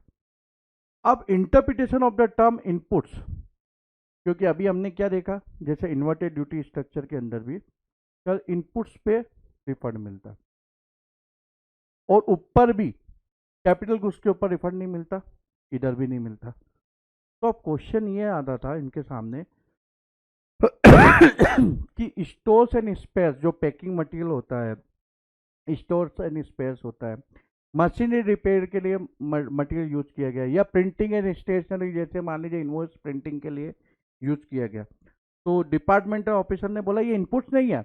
इनपुट्स का मतलब होता है जो डायरेक्टली प्रोडक्ट के अंदर यूज होता है, तो जैसे कि रॉ मटेरियल, ये इनपुट्स नहीं है। Stores and spare part, machinery, basically packing material, जो मशीनरी रिपेयर्स के लिए पास परचेज की गई है, प्रिंटिंग एंड स्टेशनरी, ये इनपुट्स नहीं, इसलिए इसके ऊपर कोई रिफंड नहीं मिलेगा। तो सीबीआईसी ने क्लेरिफाई किया कि बॉस, इनपुट्स मतलब जो भी गुड्स है, जो भी गुड्स है, अगर वो बिजनेस पर्पज के लिए है, डायरेक्टली वो प्रोडक्ट के अंदर यूज नहीं हुआ है, इनडायरेक्टली हुआ है, चलेगा, रिफंड प्रोसेस होगा। इसके अलावा कैपिटल गुड्स पे हमको नहीं मिलता, दोनों के अंदर ही हमने देखा, इन्वर्टेड ड्यूटी स्ट्रक्चर उसके अंदर, जियो रेटेड के अंदर। तो जो गुड्स है, हमने कैपिटल गुड्स की डेफिनेशन क्या देखी थी चैप्टर 1 के अंदर, कि जो भी कैपिटलाइज किया गया वो कैपिटल गुड्स है। अब मान लीजिए कोई स्टोर्स एंड स्पेयर्स पर्सन ने कैपिटलाइज नहीं किया, तो वो क्या होगा, इनपुट्स, तो उसके ऊपर रिफंड मिलेगा। लेकिन अगर उसने कैपिटलाइज कर लिया तो कैपिटल गुड्स हो जाएगा। रिमेंबर कैपिटल गुड्स डेफिनेशन, जो भी उसने कैपिटलाइज किया वो कैपिटल गुड्स है। तो उसने कैपिटलाइज नहीं किया तो वो इनपुट्स है, यानी उसके ऊपर रिफंड मिल जाएगा। आपको अब क्या करना है, ये एग्जाम्पल्स करने हैं, ठीक है, दोनों के। तो आपने एप्लीकेशन दे दी, एप्लीकेशन देने के बाद क्या होगा, एक्नॉलेजमेंट होगा। तो रूल 90 के हिसाब से एक्नॉलेजमेंट ऑफ रिफंड क्लेम। तो इलेक्ट्रॉनिक केस लेजर का होगा, shall get acknowledgement to the common portal itself. बाकी का जो क्लेम होगा वो किसको फॉरवर्ड किया जाएगा, प्रॉपर ऑफिसर को, who will within a period of 15 days shall issue acknowledgement through the common portal electronically specifying date of filing if the application is found to be complete in terms of rule 89। तो rule 89 के अंदर application दी जाती है, ठीक है। वो जो electronic cash laser के अलावा जो रिफंड की एप्लीकेशन होगी वो प्रॉपर ऑफिसर के पास जाएगी, 15 डेज में वो वेरीफाई करके बोलेगा हाँ ठीक है। तो जब भी बंदे ने फाइल की वो डेट ऑफ एप्लीकेशन हो जाएगी। लेकिन अगर उसको डेफिशिएंसी नोटिस हुई तो डेफिशिएंसी कम्युनिकेट करेगा और पर्सन को नई फ्रेश रिफंड एप्लीकेशन फाइल करनी पड़ेगी। वो डेफिशिएंसी दूर करने के लिए क्या करेगा, उसी एप्लीकेशन को वो करेक्ट नहीं कर सकता, उसको new fresh refund application file करनी। एक्नॉलेजमेंट मिल गया, अब क्या होगा, ऑर्डर ऑफ रिफंड, ठीक है। तो वो रिफंड का ऑर्डर देगा, एप्लीकेशन है तो सब चेक करने के बाद, डॉक्यूमेंट एविडेंस चेक करने के बाद, the amount of refund due to the applicant, proper officer is going to issue order. The amount of provisionally refunded to the applicant, अगर उसने कोई प्रोविजनली रिफंड किया तो वो, the amount adjusted against any outstanding demand, the balance amount refundable to the applicant. अगर पूरा का पूरा अमाउंट उसने एडजस्ट कर लिया, अगर आउटस्टैंडिंग डिमांड है तो क्या करेगा वो, he is going to issue order mentioning the detail of such adjustment shall be issued in part A of form GST RFD 07। तो रूल 92 इससे रिलेटेड अपना order of sanction in refund, grant of provisional refund जो अभी हम बाद में देखेंगे, ठीक है। तो ऑर्डर सैंक्शनिंग रिफंड रूल 92। अब इसके अंदर भी एक नया अमेंडमेंट है। पहले गवर्नमेंट क्या करती थी, जो भी रिफंड आता था, रिफंड की एप्लीकेशन, तो रिफंड का अमाउंट जो एप्लीकेंट है उसके बैंक अकाउंट में ट्रांसफर कर देती, ठीक है। अब गवर्नमेंट के पास पैसा नहीं बचा है तो उन्होंने नया अमेंडमेंट किया है। तो रूल 92 के अंदर उन्होंने सब रूल 1A इंसर्ट किया। अब इसके हिसाब से जो रिफंड का अमाउंट होगा, other than refund amount basically pertaining to zero rated supplies और डिम्ड एक्सपोर्ट, इनके अलावा रिफंड का जो अमाउंट होगा, जिस वे में, मतलब जिस मोड से एप्लीकेंट ने पेमेंट किया उसी मोड के अंदर उसको मिलेगा। तो मान लीजिए ये केवल एप्लीकेबल किसके ऊपर नहीं है, जीरो रेटेड सप्लाईज और डिम्ड एक्सपोर्ट के मामले में। तो जब पेमेंट करना था एप्लीकेंट को तो उसने 100 रुपीज़ की उसकी टैक्स लायबिलिटी थी, उसने 40 रुपीज़ इलेक्ट्रॉनिक केस लेजर से पेमेंट किया, 60 रुपीज़ उसने इलेक्ट्रॉनिक केस लेजर से। तो बेसिकली 40 रुपीज़ उसने आईटीसी का अमाउंट यूटिलाइज किया और बाकी का 60 रुपीज़ क्योंकि बैलेंस नहीं था उसने, इसलिए उसने इलेक्ट्रॉनिक कैश लेजर में अमाउंट डिपॉजिट करके उधर से पेमेंट की। अब उसका मान लीजिए इससे रिलेटेड 10 रुपीज़ का रिफंड है। तो पहले गवर्नमेंट क्या करती थी, इस अमेंडमेंट के पहले पूरा का पूरा 10 रुपीज़ उसके बैंक अकाउंट में डिपॉजिट कर देते। अब गवर्नमेंट ने बोला नहीं, तेरा मोड ऑफ पेमेंट क्या था, तो तेरा मोड ऑफ पेमेंट 60 रुपीज़ तूने इससे पे किया, 40 इससे किया, तो 6 रुपये में तेरे को बैंक अकाउंट में दूंगी और बाकी के इलेक्ट्रॉनिक क्रेडिट लेजर में तुझे को क्रेडिट दे दूंगी। तो जब तेरी टैक्स लायबिलिटी हो तो उसमें ये यूज कर देना। तो 6 रुपये अब बैंक में, 4 रुपये इलेक्ट्रॉनिक क्रेडिट लेजर में। तो जिस मोड में उसने पेमेंट किया उसी मोड में उसको वापस पैसा मिलेगा। आपने मेरी क्लासेस खरीदी, ठीक है, उसके बाद आपको रिफंड की जरूरत पड़ी तो जिस मोड में आपने पेमेंट किया, आपने क्रेडिट कार्ड के थ्रू किया तो आपके क्रेडिट कार्ड के अंदर वापस क्रेडिट होगा। आपने नेट बैंकिंग के थ्रू पे किया तो नेट बैंकिंग के थ्रू, वैसे ही इन्होंने ये प्रोविजन ला दिया। ठीक है, ग्रांट ऑफ प्रोविजनल रिफंड, जो हमने अभी रूल 91 मैंने बोला था, अभी बाद में देखेंगे। अब प्रोविजनल रिफंड, अब जियो रेटेड सप्लाई, जियो रेटेड सप्लाई बेसिकली आप बोल सकते हो एक्सपोर्ट, और एससीजेड को भी जो सप्लाई है वो भी एक्सपोर्ट ही करेंगे। तो यहाँ अगर आप जो रिफंड क्लेम है वो जल्दी से जल्दी प्रोसेस नहीं करोगे तो वर्किंग कैपिटल ब्लॉक हो जाएगी एक्सपोर्टर की या सप्लायर की जो एससीजेड को सप्लाई, और अगर उसकी वर्किंग कैपिटल ब्लॉक हो जाएगी तो कॉस्ट ऑफ फंड इंक्रीज हो जाएगा। इसलिए प्रोविजनल रिफंड का उन्होंने प्रोविजन रखा है। तो irrespective of section 54 subsection 5, 90% of refund may be sanctioned on provisional basis in such manner and subject to such condition, limitation and safeguard age may be prescribed without verification of documents if following conditions are satisfied. Claim for refund on account of zero-rated supply made by registered person other than such category of registered person, age may be notified by the government. Remaining 10% may be refunded after due verification of document furnished by the applicant. तो basically ये होगा क्या, मैं simple तरीके से आपको समझाऊं तो जियो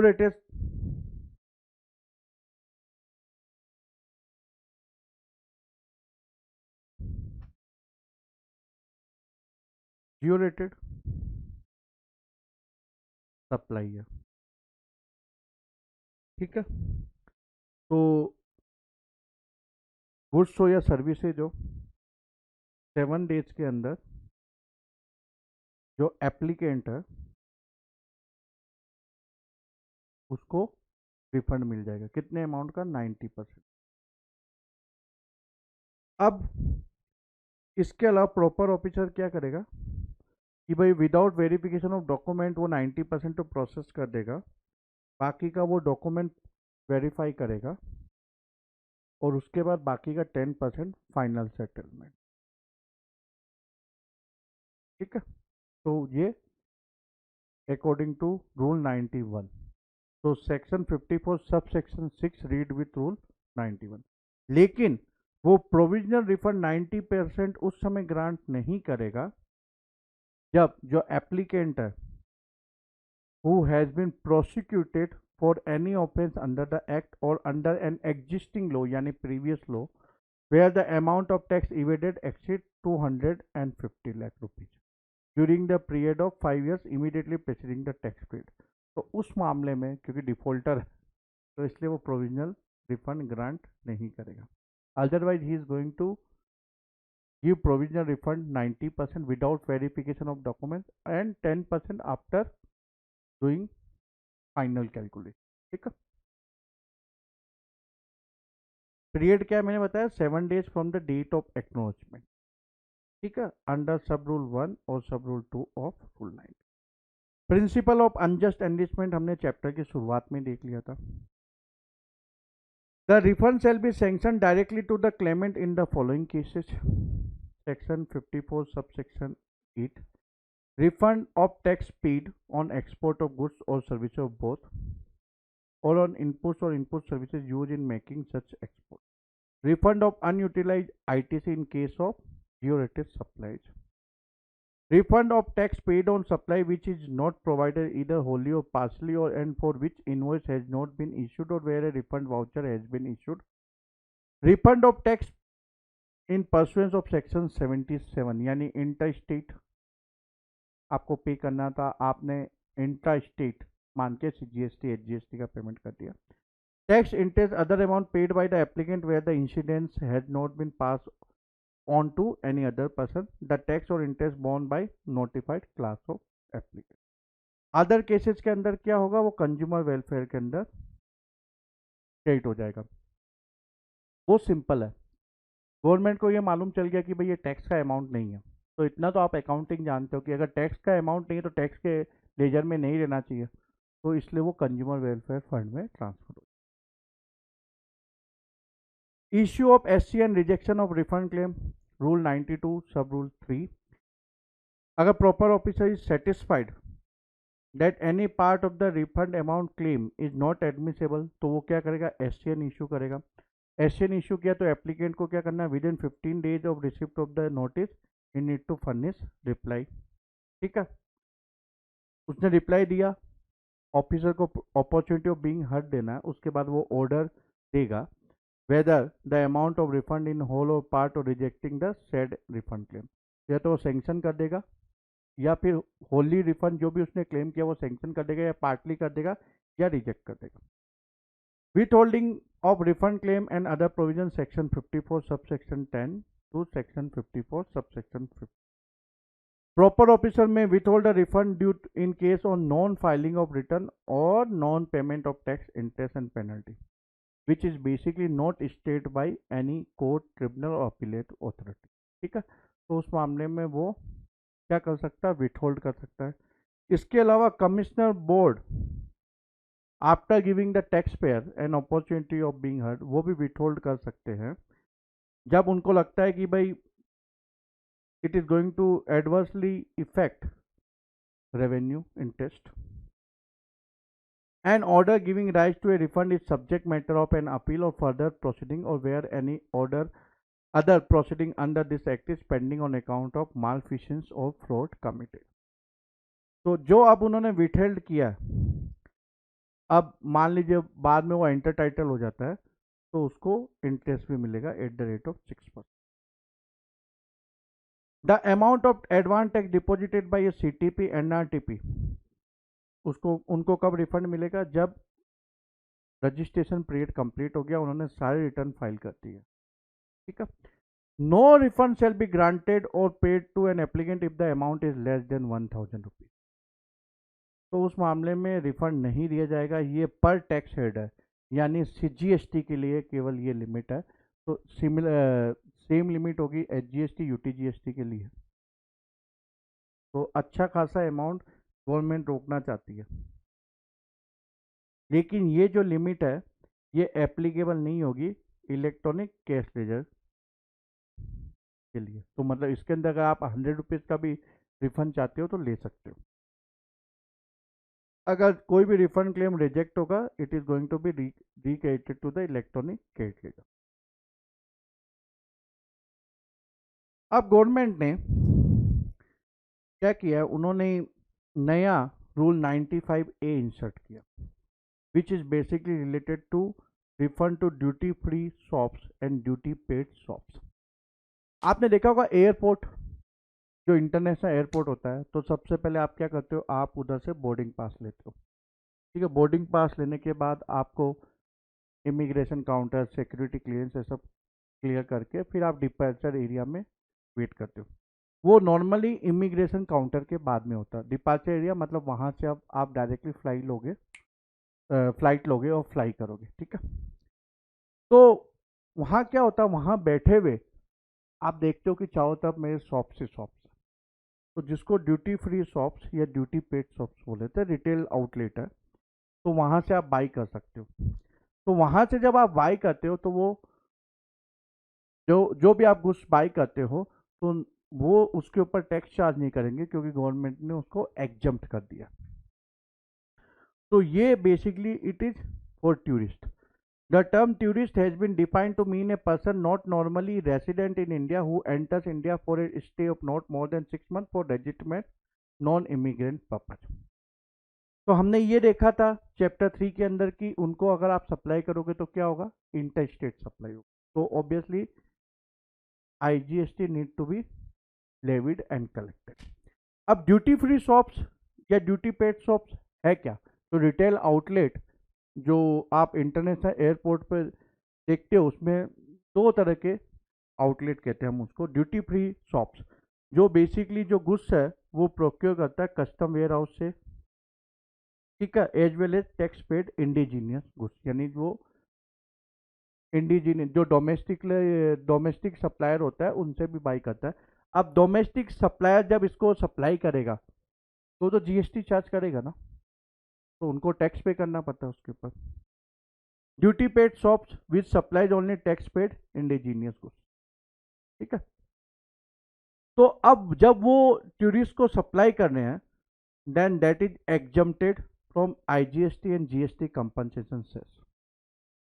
तो वो जब वो सप्लाई करते हैं तो वो एग्जम्प्ट है।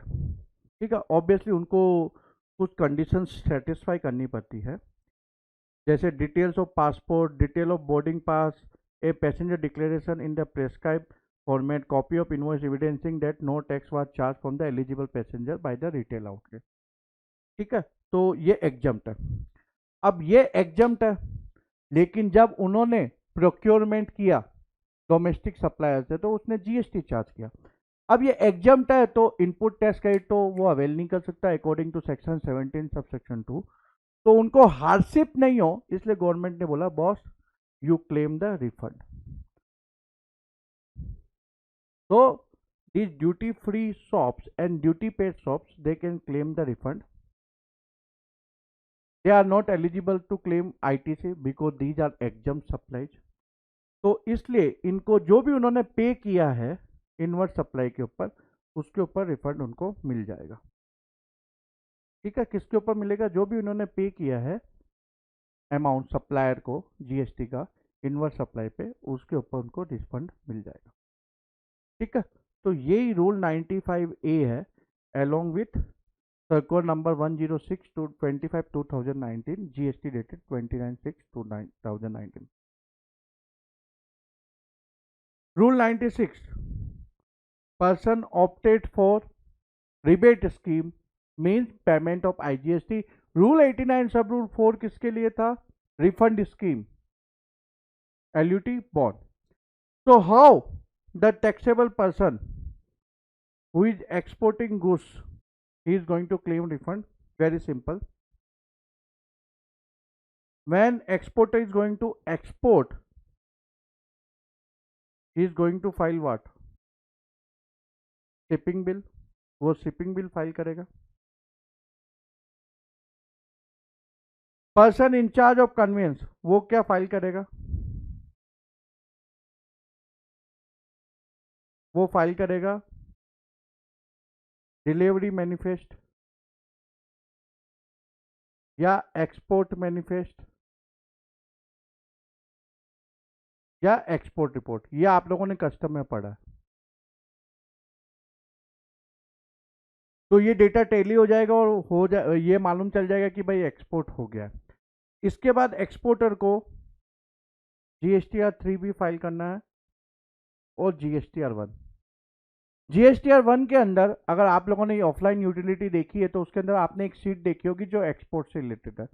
तो वो जो एक्सपोर्ट से रिलेटेड सीट है वो ऑटोमेटिकली सिस्टम के अंदर पिकअप हो जाएगी और ये डेटा टैली हो जाएगा। तो फिर कस्टम ऑफिसर क्या करेगा? Custom officer basically refund process कर देगा। रिफंड कौन से अकाउंट में जाएगा जब वो प्रोसेस करेगा? आपको याद है हमने रजिस्ट्रेशन के चैप्टर में देखा था कि रजिस्टर्ड पर्सन को आफ्टर बेसिकली पर्सन ने रजिस्ट्रेशन ले लिया तो वो रजिस्टर्ड पर्सन हो गया तो उसको बैंक अकाउंट की डिटेल्स देनी है तो उस बैंक अकाउंट के अंदर उसका रिफंड का अमाउंट ट्रांसफर हो जाएगा। ठीक है, क्लियर? लेकिन अगर मान लीजिए ड्यू डेट एक्सटेंड कर दी गई है GSTR 1 की तो फिर उसको जो वो सीट है वो फिलअप करके देनी है किसको? एक्सपोर्टर को फॉर क्लेमिंग द रिफंड। तो ये तो हो गया एक्सपोर्ट ऑफ गुड्स जहां पर्सन ने पेमेंट ऑफ IGST यानी कि रिबेट स्कीम के लिए ऑप्ट किया। एक्सपोर्ट ऑफ सर्विसेज के मामले में तो कस्टम आता ही नहीं बीच में, तो उसको RFD 01 के अंदर रिफंड एप्लीकेशन फाइल करनी है। ठीक है, और उसके बेसिस पे उसका रिफंड प्रोसेस होगा। आपको एक बात का खास तौर पे ध्यान रखना, अगर refund is related to supply to basically export to Bhutan तो रिफंड का अमाउंट किसको पे होगा? गवर्नमेंट ऑफ भूटान को। उस मामले में एक्सपोर्टर को रिफंड का अमाउंट नहीं मिलेगा। रूल 96 सब rule 10 It basically provides that person who claim the benefit under these custom notification, they are not eligible to claim refund of IGST paid on export, except for the exporter receiving capital goods under EPCG scheme. अब इसके अंदर एक amendment किया गया है और उसमें कहा गया है कि अगर रजिस्टर्ड पर्सन ने आईजीएसटी का पेमेंट किया, कंपनसेशन सेस का पेमेंट किया, जहां भी एप्लीकेबल है, और एग्जम्पशन केवल बीसीडी के लिए लिया है, तो ये माना जाएगा कि उसने जो अबाउट नोटिफिकेशन है कस्टम का, उसका बेनिफिट अवेल नहीं किया है। बेसिकली वो रिफंड क्लेम कर सकता है। Rule 96A, export of goods or services under bond or LUT, basically person opted for refund scheme. So he opted for refund scheme, that's why he furnished bond or LUT. लेकिन मान लीजिए invoice raise करता है, 3 महीने के अंदर वो export नहीं कर पाता गुड्स के मामले में, देन ही नीड टू पे tax within 15 days after expiry of 3 months from date of invoice. In case of export of services, pay within 15 days after expiry of 1 year from the date of invoice if not received payment in convertible foreign exchange, या जहां RBI permit करता है Indian rupees. तो 1 साल complete हो गया, payment नहीं आया, तो उसको 15 दिन के अंदर फिर क्या करना है, टैक्स का पेमेंट करना है। ये जो टाइम पीरियड है वो कमिश्नर चाहे वो एक्सटेंड कर सकता है जहां जेन्युइन रीजन है। ऑब्वियसली गवर्नमेंट का जो ऑब्जेक्टिव हो वो ये नहीं है कि आपको एक्सपोर्ट का बेनिफिट डिनाई किया जाए। हो सकता है कोई जेन्युइन रीजन हो, जैसे अभी तो कोविड-19 चल रहा है, तो इस वजह से मान लीजिए एक्सपोर्ट ऑफ गुड्स नहीं हो पाया, या जो सर्विसेज सप्लाई की गई उसका पेमेंट नहीं आया, तो कमिश्नर को लगता है कि जेन्युइन रीजन है तो वो एक्सटेंड कर सकता है। ठीक है। Otherwise the person need to make the tax payment along with applicable rate of interest, जो क्या है सेक्शन 50 सबसेक्शन 1 के अंदर कितनी है, 18%। तो 96A में उन्होंने क्या टेक कर दिया, एक्सपोर्ट ऑफ सर्विसेज उसका पेमेंट आना चाहिए। ठीक है, नहीं तो आपको एक्सपोर्ट का बेनिफिट वो लोग डिनाई कर देंगे, आपको पेमेंट करना पड़ेगा जीएसटी का। लेकिन एक्सपोर्ट ऑफ गुड्स के मामले में ऐसा कुछ नहीं कि पेमेंट आया नहीं आया, तो गवर्नमेंट ने अब इसके लिए उन्होंने नया रूल 96B इंसर्ट किया। तो जहां आपको रिफंड मिल गया है, ठीक है, where any refund of unutilised ITC on account of export of goods or of IGST paid on export of goods has been paid to an applicant, लेकिन उसका पैसा नहीं आया, सेल का जो भी है एक्सपोर्ट अमाउंट है वो नहीं आया, तो फिर वो जो रिफंड मिला है वो वापस डिपॉजिट करना पड़ेगा with applicable interest with in 30 days of the expiry of the said period. ठीक है। लेकिन मान लीजिए that where such sale proceed or any part thereof in respect of such export goods are not realized by the applicant within the period allowed under the FEMA Act, but the RBI writes off the requirement of realization of sale proceed on merits, the refund paid to the applicant shall not be recovered.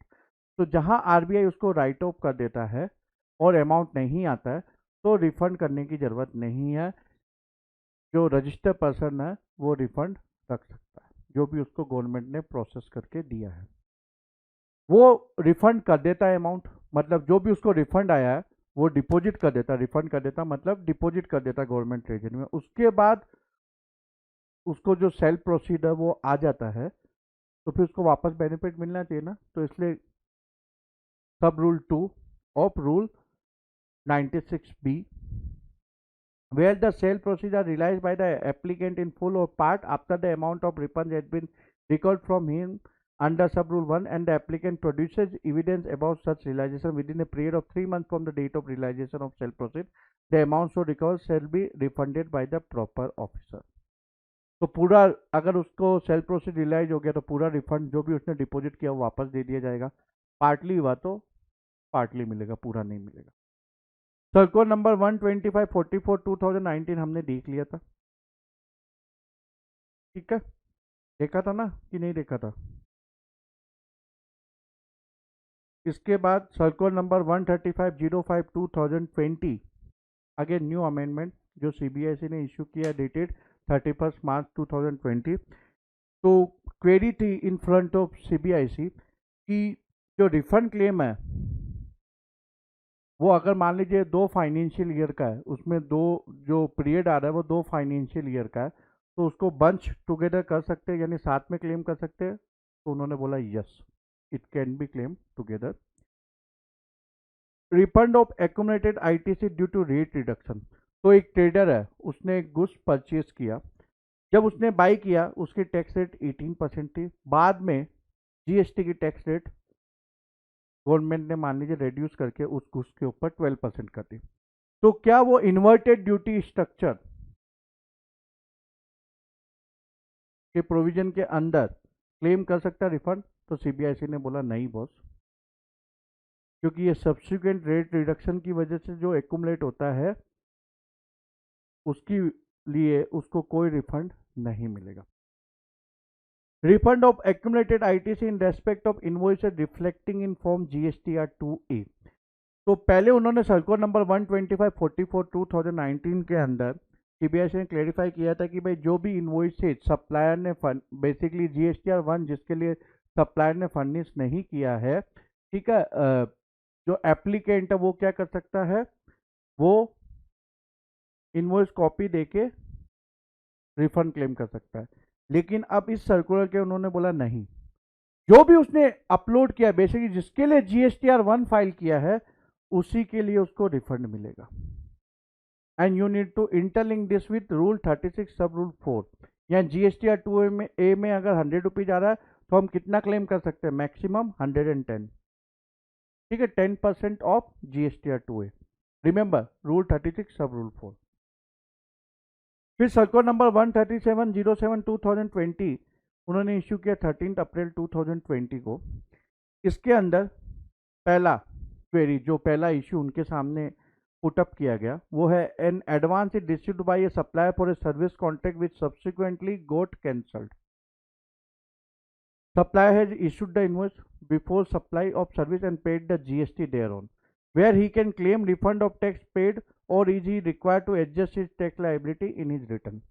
तो question ये था उनके सामने कि भाई उसको refund claim करना है कि अगर उसकी मान लीजिए आउटपुट टैक्स लायबिलिटी उसके सामने वो एडजस्ट कर सकता है। तो उन्होंने क्लेरिफिकेशन इशू किया कि इस मामले में क्या होगा, क्रेडिट नोट इशू होगा, ठीक है। तो अगर उसकी आउटपुट टैक्स लायबिलिटी है तो वो एडजस्ट कर सकता है, अगर आउटपुट टैक्स लायबिलिटी नहीं है, एडजस्टमेंट हो गया तो रिफंड की जरूरत नहीं है, तो दूसरी लायबिलिटी के अगेंस्ट में वो एडजस्ट कर ले। अगर नहीं है तो फिर उसको क्या करना है, refund application obviously GST RFD 01 में देनी है और क्लेम उसको एक्सेस पेमेंट ऑफ टैक्स के अंदर डालना। दूसरा issue, N advance is received by a supplier for a service contract which got cancelled subsequently. The supplier has issued receipt voucher and paid the GST on such advance received। तो उसको advance मिला, उसने receipt voucher issue किया। Whether he can claim refund of tax paid on advance or he is required to adjust his tax liability in his returns। तो यहाँ उसको advance मिला, cancel हो गया, तो वो ऑब्वियसली एडवांस रिटर्न करेगा, तो उस समय वो क्या इशू करेगा, रिफंड वाउचर। तो इसके लिए उसको रिफंड क्लेम करना पड़ेगा जीएसटी आरएफडी 01 में under the category of refund of excess payment of tax. Third issue, goods supplied by A supplier under cover of a tax invoice are returned by the recipient, whether he can claim refund of tax paid or is required to adjust his tax liability in his return। तो goods जो उसने supply किया, tax invoice issue हो गया था, इसलिए फिर supplier को क्या इशू करना पड़ेगा, क्रेडिट नोट। तो क्वेश्चन है कि उसको रिफंड क्लेम करना है कि वो एडजस्टमेंट कर सकता है दूसरी टैक्स लायबिलिटी के अगेंस्ट में। तो उन्होंने बोला कि वही आप कर सकते हो, अगर आपकी लायबिलिटी तो आप एडजस्ट कर लो, otherwise you can claim through form GST RFD 01 under the category excess payment of tax. तो आपको केवल इतना ही याद रखना है कि जब उन्होंने इनवॉइस इशू कर दिया है तो वो टैक्स लायबिलिटी के अगेंस्ट में एडजस्ट कर सकता है, अगर टैक्स लायबिलिटी नहीं है तो रिफंड क्लेम कर सकता है। लेकिन इस मामले में उसको रिफंड ही क्लेम करना है। यहाँ उसने इनवॉइस इशू नहीं किया, रिसिप्ट वाउचर इशू किया, उसके बाद वो जब एडवांस रिटर्न देगा तो उसको क्या इश्यू करना, रिफंड वाउचर, तो उस मामले में उसको रिफंड ही क्लेम करना है। क्लियर?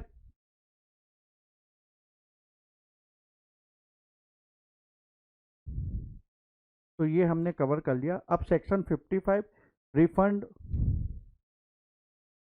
किसको देना रिफंड, यूएन बॉडीज, एम्बासीज एक्सेट्रा। तो उनको क्या करना है, आपको याद होगा हमने चैप्टर 13 रिटर्न के अंदर देखा था कि उनको GSTR 11 फाइल करना है, जो भी इनवर्ट सप्लाईज ऑफ गुड्स और सर्विसेज बोथ, ठीक है।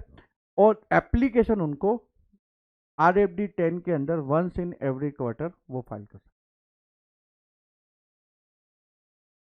टाइम लिमिट क्या है, before the expiry of 18 months from the last date of quarter in which such supply was received. और उसके बाद जो भी उन्होंने सप्लायर को GST का पेमेंट किया है वो उनको रिफंड मिल जाएगा। इससे रिलेटेड भी एक अमेंडमेंट है, सर्कुलर नंबर 23/2019, ये कस्टम है, कस्टम के अंदर डेटेड 1/8/2019। अब यहां तो जो डोमेस्टिक सप्लाई है उसके लिए रिफंड मिलेगा। अब मान लीजिए उन्होंने कुछ इंपोर्ट किया और जो इंपोर्ट किया, इंपोर्ट ऑफ गुड्स, उस समय उन्होंने IGST का पेमेंट किया होगा, तो उसका भी रिफंड मिलेगा क्या? तो ये सर्कुलर यही क्लेरिफाई करेगा, कर रहा है कि उसका भी उनको रिफंड मिल जाएगा। Clear? Section 56 interest on delayed refund. So normally tax rate is 6% and the applicant is going to get after the expiry of 60 days from the date of receipt of application। यानी कि उसने application दी, मान लीजिए 1 सितंबर को, 15 अक्टूबर को अगर उसका refund claim process हो जाता है तो कोई इंटरेस्ट नहीं मिलेगा। लेकिन अगर मान लीजिए 15 दिसंबर को हो रहा है तो after expiry of 60 days such applicant is going to get interest also at the rate of 6%। और गवर्नमेंट वसूल कितने करती है, 18%। As per section 50 sub section 1। Custom में कितना है, 15%। If in case of refund arising from an order passed by the adjudicating authority, appellate authority or appellate tribunal, 9% after the expiry of 60 days from the date of receipt of application of refund। Section 57 Consumer Welfare Fund, government is going to constitute a fund to be called the Consumer Welfare Fund and there shall be credited to the fund the amount referred to in subsection 5 of section 54 जो हमने पहले देखा था।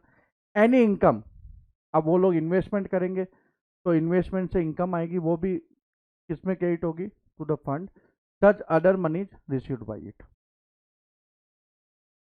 Utilisation of fund for welfare of the consumer. और इसके अलावा government और the authority specified by it shall maintain proper and separate account and other relevant record in relation to the fund and prepare an annual statement of account in such form as may prescribed in consultation with the CAG। Section 15 हमने पिछले chapter में देख लिया था, refund of IGST paid on supply of goods to tourist living India. So this end revision of chapter 15। Thank you very much. All the best. Bye bye.